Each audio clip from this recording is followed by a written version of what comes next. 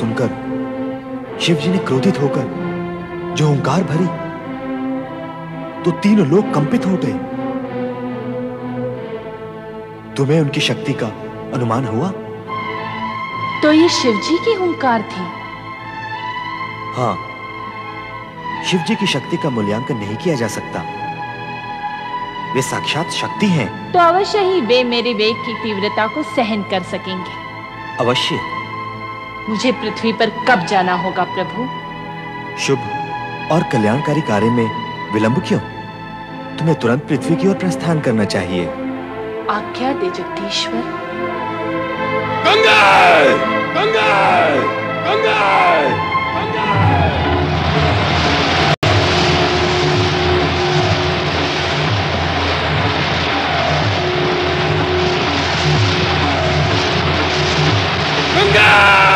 गंगा! गंगा! गंगा!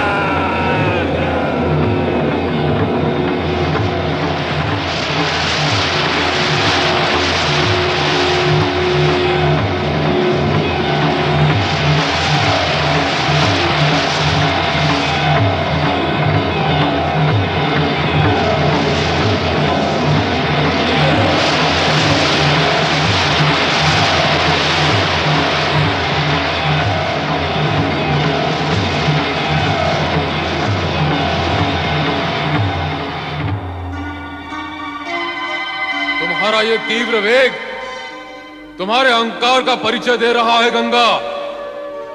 इसे नष्ट करना ही उचित होगा।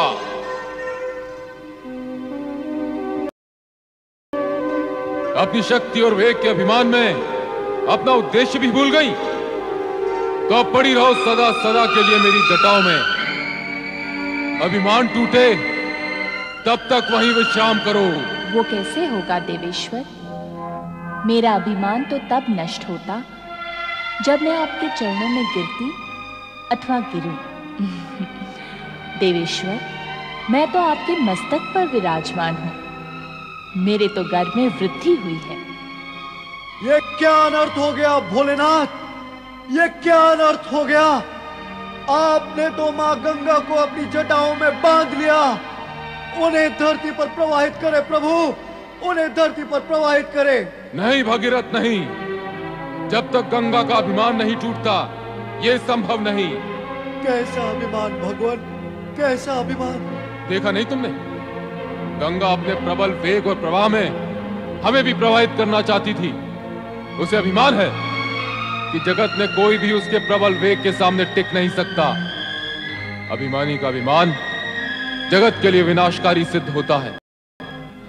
अतः गंगा का अभिमान टूटना अत्यंत आवश्यक है। किंतु देवादिदेव, मां गंगा जिस कार्य व उद्देश्य से पृथ्वी पर आई है, उसका क्या होगा प्रभु? वे जगत का कल्याण और उद्धार कैसे करेंगी भगवान, कैसे करेंगी? भगीरथ, तुमने कभी सुना, देखा अथवा जाना कि किसी अहंकारी और अभिमानी ने किसी का उद्धार अथवा कल्याण किया है? निरंतर अभिमानी ही हित और कल्याण करने की सामर्थ्य रखते हैं। ये कार्य गंगा के वश में नहीं, वो तो अभिमानी है। पर देवाधिदेव, जब तक मां गंगा आपकी जटाओं से बाहर नहीं आ जाएंगी, तब तक ये कैसे ज्ञात होगा प्रभु कि उनका अभिमान भंग हो चुका है? अधिक तर्क करने की आवश्यकता नहीं भगीरथ। शिव भगीरथ के साथ अधिक तर्क वितर्क में नहीं पड़ना चाहते थे, क्योंकि उन्हें ज्ञात था कि गंगा अभिमानी है। उसके इसी अभिमान को खंडित करने हेतु भगवान शिव ने उसे अपनी जटाओं में बांध लिया।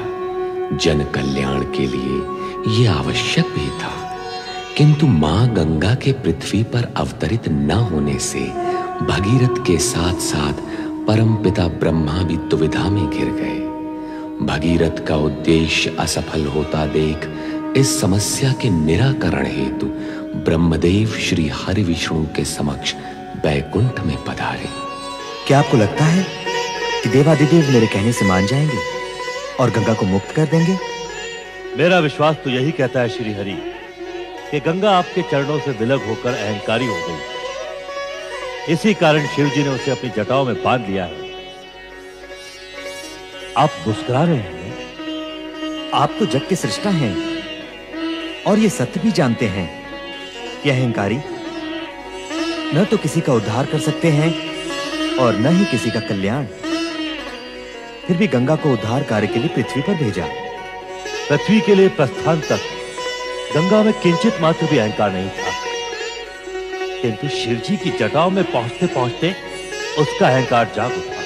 मेरे चरणों में वास करने वाली गंगा क्या अभिमानी हो सकती है? जो कुछ उसने किया और जिसका वो परिणाम भुगत रही है, उससे तो यही सिद्ध होता है कि उसने कुछ नहीं किया ब्रह्मदेव। मेरे चरणों से विलग होने के पश्चात और धरती के तल पर अवतरित होने से पूर्व शिव जी के मस्तक पर विराम करने का सौभाग्य और पूर्ण लाभ उठाने के लिए ललायित थी, ताकि पृथ्वीवासियों को पवित्र कर सके। गंगाधर और गंगेश्वर से गौरवान्वित होने वाले शिव जी के नाम में अपना योगदान करने के लिए उसने अहंकारी होने की लीला रचाई है। निरंकारी होकर ही तो कल्याणकारी हो सकती है। जिस सत्य का उद्घाटन आपने किया है उससे शिवजी तो परिचित नहीं है। चलिए उनके पास। शंकर, हे भोलेनाथ, आपने तो मुझे वरदान भी दिया था और कृपा दान भी। फिर अब मैं आपकी अप्रसन्नता के कारण दुविधा में क्यों हूं भगवान? मुझ पर दया करो देवादिदेव, कृपा करो। ओम नमः शिवाय। ओम नमः शिवाय।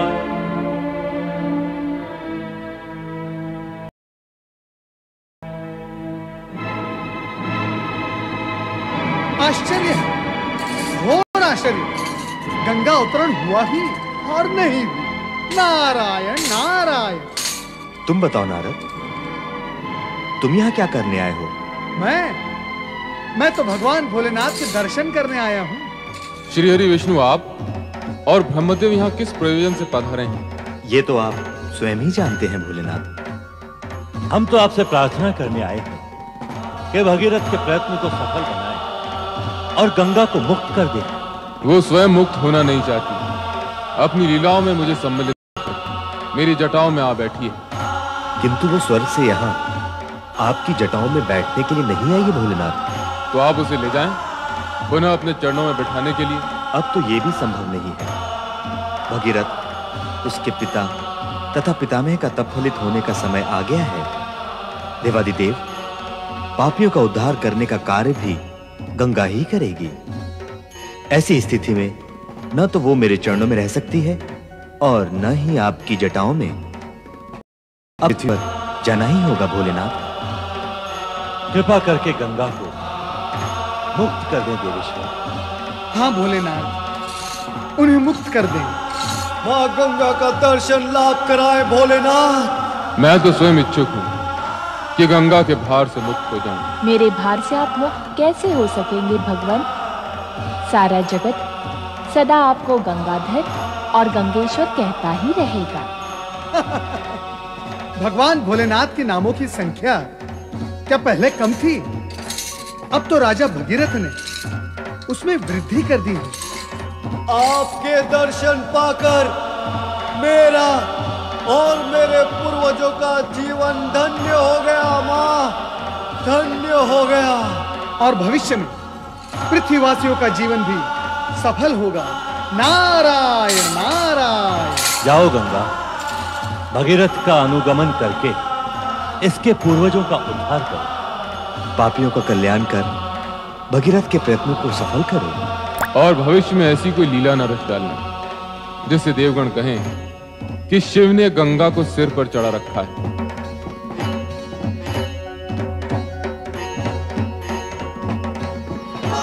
मैं तुम्हें मुक्त करता हूं।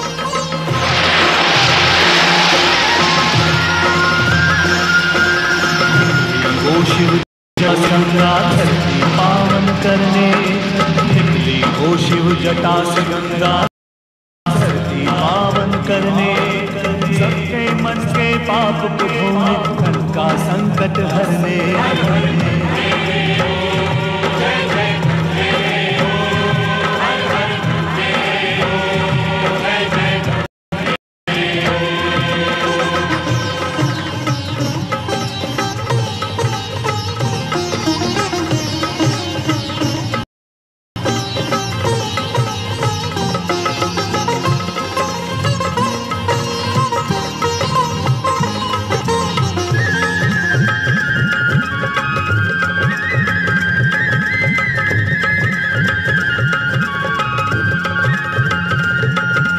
भगीरथ पूर्वज की मुक्ति तो माध्यम थी बस केवल, मूल कार्य था युगों युगों तक जग को करना निर्मल।